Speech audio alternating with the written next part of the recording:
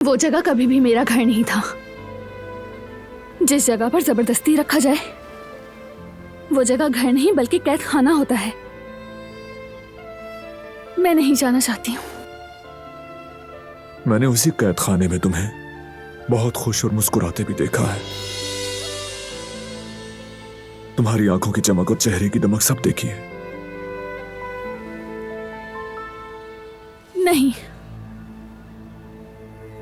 तुमने सिर्फ वो तमाशा देखा जो मैंने इंतकाम के लिए रचाया था और तुमने सच समझ लिया।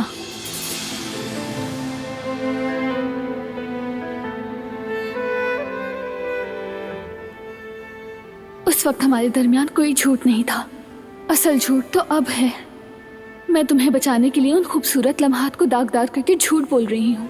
काश कोई रास्ता होता, सब कुछ सच बता सकती तुम्हें।